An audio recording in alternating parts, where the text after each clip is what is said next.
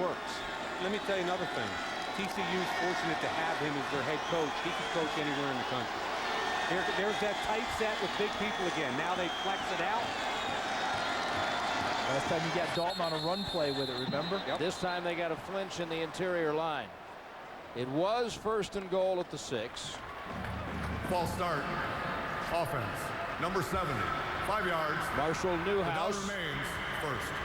But that just drives coaches crazy, doesn't it, guys? You get up there, you've gone through all this stuff. The discipline of shifting, changing formations, changing alignments has to translate to everyone. Not just the receivers and the backs getting to where they need to be, but the offensive line holding in there in order to run the play.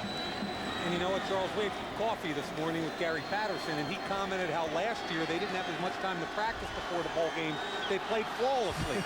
Tonight they've had a lot of practice, and they've had a ton of penalties. Beverage dropper. Dalton on the roll. Fred, you should have been there. It was good coffee. I bet it was. I bet it was. I didn't get a call. But last year, I think it was 17 days from their last game to the bowl game, but it was cut even shorter because they're not allowed to practice during finals. Right. So they were only able to go about 6 or 7 days total. This year they had 34 days from their last game at San Diego State until this evening. Wow, that really is a long A little bit different. Yeah. And no one. Heavy set. 2nd and goal. That's Dickerson on an inside handoff. They lined him up, a wide receiver of a running back. Now it'll be 3rd down and goal. TCU never led in this game until the 4th quarter, when they scored to go ahead 17-10. There's Gary Patterson. And Mike, what you said about him being able to coach anywhere in the country is so true, that the people in Fort Worth are always glad when an opening gets filled. Yeah, they really exhale when that happens. I'm really surprised Christian's not on the field. But again, I feel like Dalton will have a big hand in this play. It's 3rd down and goal. Dalton. No receiver on that side. Flag is down. Like a hold. The touchdown to Shea Reagan, the tight end, but it's coming back, holding TCU. See if they say 61 Marcus Cannon. Who, me? Holding. Offense. Number 61. 10-yard Good call, Brad. The previous spot. Mitchell Gleaver is Third spotting. down. That's the 3rd offensive holding call on the right tackle tonight. And 2 from Richmond, now Cannon. I'll tell you 2 things about this play. First, banjo coverage on the right side. That means an in and out coverage. They passed off the pick play. Great job. Then secondly, the obvious hold. What did we say all night long about TCU's offense? The only group really stopping TCU is TCU. I give Houston a ton of credit, but TCU's penalties have killed them all night long. If you're Houston now and Alan Waddell on defense, do you heat them up? Do you go after Dalton, or do you play coverage here, Mike? They've been a heat-em-up team all year long in these kind of situations. And on 3rd down and goal, they didn't need to blitz for Philip Hunt to get his 2nd sack of the night. Nice tackle for loss there for Philip Hunt, who leads Conference USA in sacks and tackles for loss this season. See the explosion. That's why I like the kid. He's a leverage player. He comes out. He's only 6'2", 250 pounds. Look how low and hard he comes out. He beats the block of Montgomery. Not even a contest. You got to. Penetration is the worst thing you can allow in any kind of situation, but especially the red zone. His body type reminds me of Chuck Darby, who played with Tampa Bay a little bit. This is a 36-yard try for Manfredini. He was 10 of 11 in the 30s. Limping, but good. And a big 36-yard field goal for TCU with only half the 4th quarter left. And the Horned Frogs now 2 scores up, leading the Houston Cougars 20-10 in the 2nd annual Texas Bowl.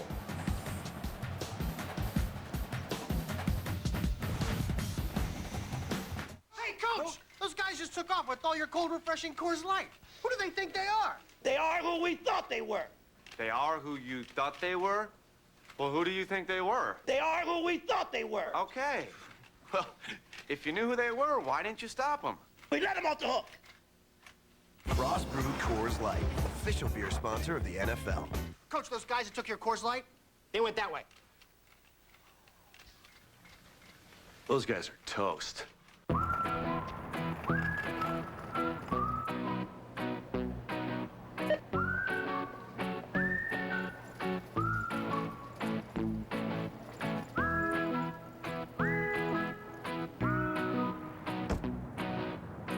Bring your favorite team home with Glidden Team Colors paint. The true colors of true fans. Team Colors paint, exclusively from Glidden and only at the Home Depot. Every year about this time, something magical happens. The red tags come out for the Buick Pontiac GMC Red Tag event. Look for the red tag and your chance to get the best price of the season on 2008 Buick, Pontiac, and GMC models. And the price on that tag is the price you pay. During the red tag event, choose $2,000 total cash back or 1.9 APR financing for 60 months on 2008 GMC Sierra Crew Cab. Hurry, the red tag event ends January 2nd. See your Buick Pontiac GMC dealer today. If you didn't watch NFL Game Day last Sunday night, here's what you missed. I got a feeling those starters are going to be in there for the entire game. They have balance offensively, defensively. Don't miss NFL Game Day, Sunday night at 11:30, only on NFL Network. The question left for NFL fans, will the Patriots be perfect? Well, tomorrow night, NFL Network presents the Patriots and the Giants in a season-ending matchup. Patriots-Giants live on NFL Network. It's tomorrow night at 8 Eastern. And our Mike Mayock, I believe, had a nice sit-down with the head coach of the Patriots, Bill Belichick, that will run. Doesn't that run, I believe, be in our pregame coverage? And you know what, Charles? I mean, people don't get to see Bill Belichick's personality. He doesn't allow it too often, right. but he relaxed. We had fun. He's really one of the most brilliant people I've ever met. He's a very interesting guy. This kickoff only to the 25-yard line. Hafner, the tight end, returns it again. And I just don't know why you want to give up field position. The Cougars need 2 scores. They are 65 yards away. Half the fourth quarter to go. Going over and over? It's not just you. Stopping and starting? Going urgently? You're not alone. Lots of guys experience male urinary symptoms due to BPH, also known as an enlarged prostate. But for many guys, prescription Flomax may relieve urinary symptoms due to BPH in 1 week. And who doesn't want to spend less time in the bathroom? Only your doctor can tell if you have BPH, not prostate cancer. Common side effects of Flomax are runny nose, dizziness, and decrease in semen. Upon standing, a sudden drop in blood pressure may occur, rarely resulting in fainting. So when starting Flomax, avoid situations where injury could result. If considering cataract surgery, tell your eye surgeon you've taken Flomax. Do what millions of guys have already done. Ask your doctor about Flomax and call 877-4FLOMAX for a free 1-week trial. Why wait? Join the crowd. Flomax could make a difference in 1 week. Well, the New England Patriots go for a perfect season live on NFL Network. What started as a dream is now on the threshold of reality. The genius coach, the golden boy quarterback, poised to lay claim as the greatest football team ever. Yeah, pretty much. Man, I hope the Giants win. If you're already a dynasty, what comes after that? The perfect season is on the line. Patriots-Giants, Saturday at 8 on NFL Network. I'm Romeo Cornell, and you're watching NFL Network. Welcome back to the Texas Bowl, presented by Radio Shack. So I spent all that time painting my face for this. Yeah, but what's it spelled? And that's exactly what it's been for the key components of the Houston offense. Keenum going to keep this. Little head fake gets an 8. We started at the beginning of the game. Charles told us it's Avery and it's Aldridge. Yeah, and here they are with Bupkis. And they'd like to, you know, before the game, we might as well have said they'd like to change the area code here to 222. Right. Avery with number 2 and Aldridge with 22. But right now, I believe the Aldridge is pretty frustrated. Hasn't been able to run the ball very well. Just got missed on a pass route. He thought he was open. And what I think is Case Keenum now has to be more aware of trying to get the ball down the field vertically and less inclined to run the football. Buy time with your legs, but get it down the field. And I've seen Allridge and Avery open, but no patience sometimes from the quarterback. Now they are going a little quicker. They are frequently without a huddle, but now they're going hurry up. There's Allridge. There it is. There's Allridge. Yeah. Spread them wide. The line splits there were huge. Spread them out, run inside, make somebody miss. Look at the line splits. Guard tackle, where he goes, the cutback. Beats the defensive end, beats the safety. Beat the umpire. Nice tackle by Stephen Hodge, who I think has had a real good game tackling. If he doesn't make that play there, he's still running. Right.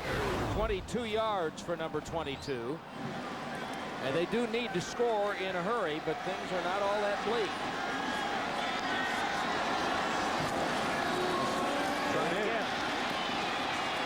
One-on-one, Brian Bonner. Yeah, beautiful play. That's fast on fast. What did we say earlier about running the alley, Charles? Inside out leverage. Don't allow the cutback.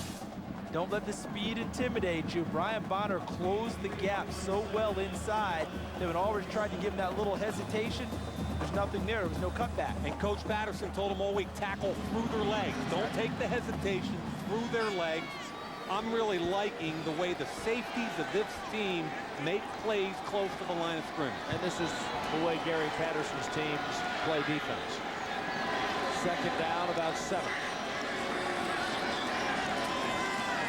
That'll be in a hurry, and that one's broken up. A little miscommunication right there. It was intended for McDaniel. It was running down the field blocking. Gone back under center a lot on this drive, Case Keenum. More under center, less of the shotgun in this series. Now, this is interesting here. That's Waddell, the defensive coordinator on the right, talking to Thurman, who's involved, obviously, trying to get plays called. I think he's talking to him about time also. Oh, yeah. About at what point do you have to start taking timeouts that we're going to have to do, have to deal with them on defense. Third down. 7. Oh, boy. Oh, 3rd and 12. Well, I was going to ask you if you would... False start. Offense. Number 64. 5 yards. The down remains 3rd. Michael Blesh, who they think is really their steadiest offensive lineman, the junior right guard. And I was going to ask you guys, if they're 10 points behind, you got to score twice. Would you think about kicking your field goal here? But now the field position's a little more problematic. Well, this play will determine what they're going to want to do with that. How much it would take to get the 4th down. It comes down to down and distance and probability versus how long the field goal is. Now look, you got Avery on the weak side. One-on-one. You gotta think you've got to try that, don't you? Yep. That's where he wants to come. Pass was just too tall. He had him open. And he had it because, again, Priest had to respect the speed. There was a 3 to 4 yard cushion. The ball was not delivered. Watch, Priest has got to respect the speed. Shuffle, shuffle, break out. That's good coverage. You got to put it on him. That's on the quarterback right there, missing a throw that he can make. Now this is interesting. The line of scrimmage is the 32. They've got the field goal team out to try a 48-yarder. And T.J. Lawrence's season high is 46. And remember, longer kicks, you kick lower because you have to drive them. And he's got 2 blocks this year. Exactly. But it's 4th and 12, which is why they figure the odds are better with this. Well, he got enough distance. He nailed it. Oh, he pushed it off to the right. Wow. He could have kicked it distance from 60 yards. But that's a big miss because they still are 2 scores down, and now there are under 6 minutes remaining. And the hard part for the Houston defense is they've played their hearts out this whole ball game. The last 2 or 3 drives, they really have not stopped TCU. This is hit pretty well. No, guys. he hit it well. No question about it. Oh, he crushed the ball. Chris Thurman, the interim head coach, trying to give it a little English. Yeah. Man, all of that, it comes down to my kicker. Oh, Gary Patterson, there's Dick Bumpus, the defensive coordinator in the background. Well, the Frogs go from the 32. They're going to have to start using some timeouts here. We're under 6 minutes. It's a 2-score game. Ryan Christian's had a very busy night. Sophomore from Aledo, Texas. And he is really, you guys talked about it earlier, but he's really stepped up when they needed him to step up because they're just so thin at that position. He really has played a nice game tonight. And the thing that's impressed me most about his running ability is that he runs with good pad level. Unlike a lot of wide receivers, you tend to run a little bit higher because they're used to open spaces. Nice catch. That's a terrific catch by Bart Johnson. It wasn't a great throw, and look at him fight for a first down. He better fight to stay in bounds. And he got that done. That's right. Now, he's an interesting kid. Think about this. You're a redshirt freshman. You touched the ball 5 times all season long. 3 of them were for touchdowns. One of them on a block punt that he returned for a touchdown. 2 of them touchdown catches. When you hear them talk about him, right, you hear them say effort, dedication. Well, that's why he was the scout team MVP during his redshirt year. I would add hands, good hands over that also. That was well done by him. First down. Chris Sherman's going to have to start calling timeouts after this play. Yeah, we're under 5 minutes. Watts. Nice tackles at Lubajowski and Schwartz. Lubajowski's a guy who's normally very busy, and we haven't called his name very much tonight. But he tends to play wide side of the field, he's kind of like a field linebacker, and when you get him out in space sometimes, it's hard to be a real factor in a game. Charles, I look at the clock ticking away. That's why I was wondering about Alvin Waddell talking with Chris Thurman. I think he was trying to talk to him about, okay, when do we start taking these timeouts in order to try and keep this thing going? I think they're at that stage. Oh, yeah. It's Christian again, sticking his nose in. And it'll be 3rd down and about 3 at the 48-yard line, and now we're under 4 minutes remaining. How about Blake Schluter right there, number 75, their center. He's really the leader of that offensive line. And Charles, you and I were kind of checking him out before the game. He squatted an ungodly 870 pounds. Oh, what? 70. In their Night of Champions last year. And it's not like he's a huge guy. He's 6'3", 273. He's not as wide as I would have expected a guy squatting. You know what does that tell you, though? Explosion. He has some dedication in the weight room. It's a strong-hipped athlete.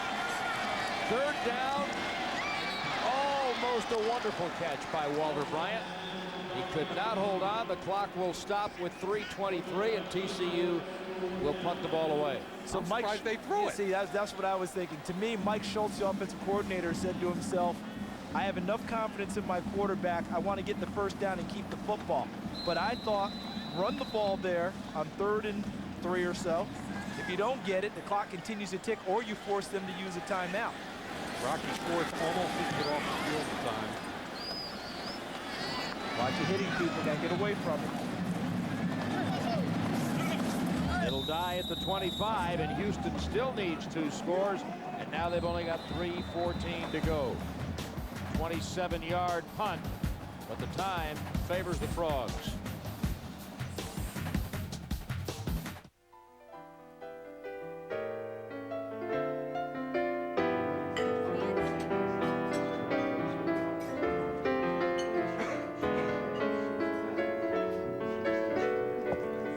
Thank you. You could save with Geico Motorcycle Insurance. Enough for a night out with your special someone. Geico Motorcycle. Let's ride. The new Philips Norelco Architect. A shaver with flexible heads which pivot and rotate freely to give you a great shave even on the neck. Simplicity is making hard-to-reach places easy to reach.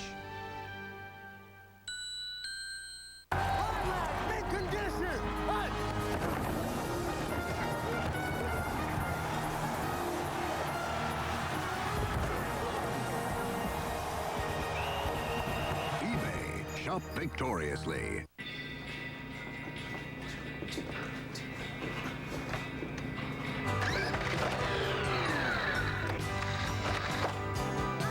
Hold on.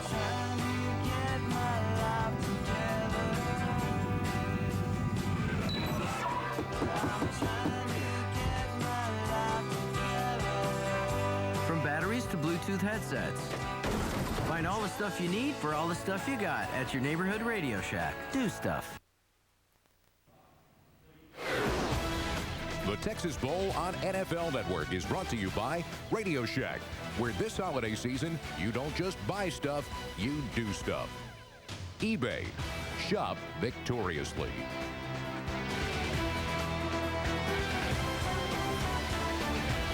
It's a restaurant named the Aquarium in Houston. This is not the TCU defense. Although you'd have a hard time convincing Case Keenum right now that it's not. That's a Shark Tank actually in the lobby of the Aquarium next time you're in Houston, one of the many fine restaurants. All right, the Cougars have a lot of work to do. 3:14 left. There's Avery at the 40-yard line for a first down. You can have that all day, can't you? Yeah. I mean, we said that in the first half, that you could probably have that route just about any time you want it if you formation for it. Just because they have to respect the speed of Avery so much. And more so now with 2 scores on the line, you know, you can't give up a cheap one here. Rafael Priest is going to play even more loose. Yes. Anything in front, just make sure you tackle him or get him out of bounds. You got Avery and Aldridge down here at the bottom now. Keenum ran into his own man, and then a nice job of finding Chris Gilbert, number 8, down at the 45-yard line for another first down.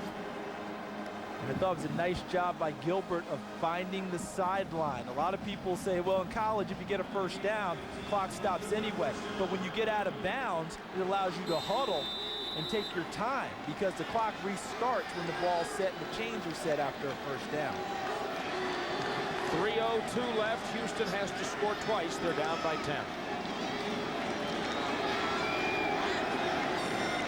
Odd man front. Right now, they're only showing 3. 3-man rush. And 3 was enough. Not so fast. Not yet. Hold on. Keenum kept it alive.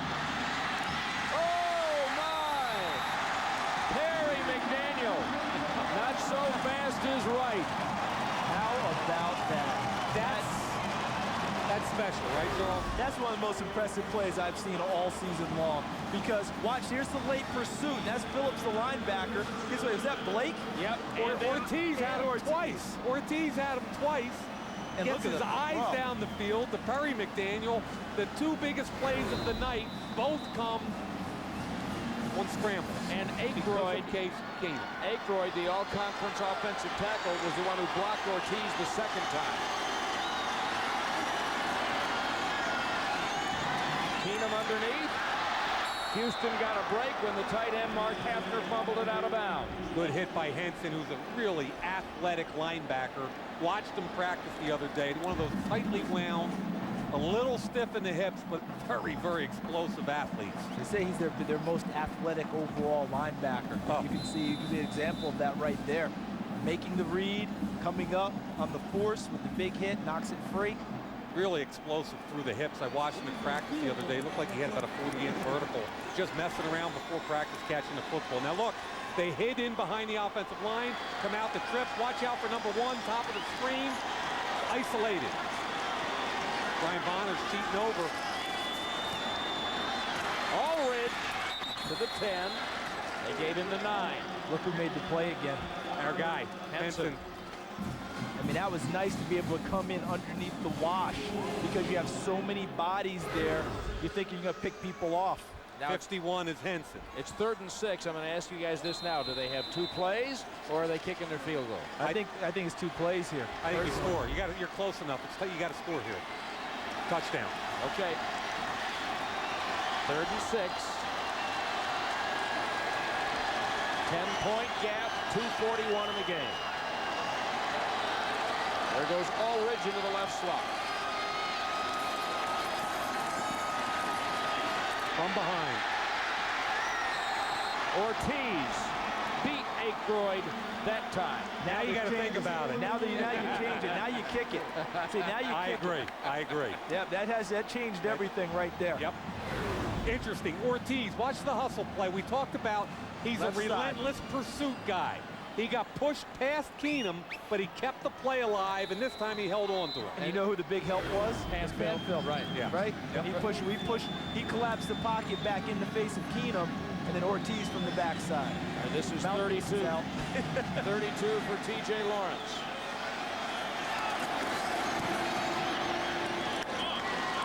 That kick is good with 1:57 remaining to be played, and it now makes it a one-score game at 20-16. And here's the kind of night. Sorry, it's now 7, now 20-13. And here's the kind of night that Keenum has had for the Cougars. And we talked early on, he's the kind of kid that keeps plays alive. He'll take a lot of hits because of that. But that's all right, because he's one of those tough kids, a coach's son. He'll run option, he'll keep a play alive. Charles will take some negative plays. But when you look back at his game today, what stood out to me is the 2 biggest plays of the night for their offense were both because of his creativity. His creativity and his toughness in the pocket. Yeah. And Mike, one thing you always talk about is how clean are a quarterback's feet when he tries to step into a throw. Can he step into that kind of arc that goes around a quarterback in the pocket and be able to complete the throw? He hasn't had very many opportunities to do that tonight. He's had a lot of pressure in his face, yet has he thrown an interception? No. I don't believe he has. And I mean, he's been able to make sure that the ball doesn't end up in the other team's hands despite the heavy pressure. Speaking of hands, there you go. Only 1:57 remaining. Now, each team has its full complement of 3 timeouts, but the time's prohibitive for Houston. They've just got an onside kick. They can't count on the defense being able to stop them with this little time left. Here we go. That's a good one. That's a good 10 one. yards, they might have gotten the ball. Great job by the hands guy. Brian Bonner, he might be my MVP. I mean, I love Dalton and what they did. Brian Bonner, wow. Punt returns, Brian Bonner filling the alleys. Brian Bonner making a huge play right there. I think he's my MVP. I'd go with you. And he is fearless, because watch the hit he absorbs going up and leaving his body exposed for the football. Watch this. He knows it's coming. And he takes a triple hit. And he juggled it on the way down. He takes care of the football. Look at the height he got on that. That's a great kick and a better play by Bonner. And no regard at all for the hit and for his body on that play. Right. I'm going back and watch more tape of him. He's a senior corner, a senior safety that I need to evaluate. He's really, really impressive tonight. Not a big guy, but very fast and obviously very tough and aggressive. And timeout is taken by Houston. And Brian Bonner, number 6, making big play after big play from Beeville, Texas. But remember back when it was 10-10, the turning point, the great catch by Jimmy Young, the redshirt freshman. Initially, the referees ruled it out of bounds. They came back, changed it, and then, of course, the touchdown run by number 32, just in time, Watts. And that's why I like replay. Get it right. Go ahead and get it right. Got an opportunity. My beef with replay is it takes so darn long sometimes. I love the momentum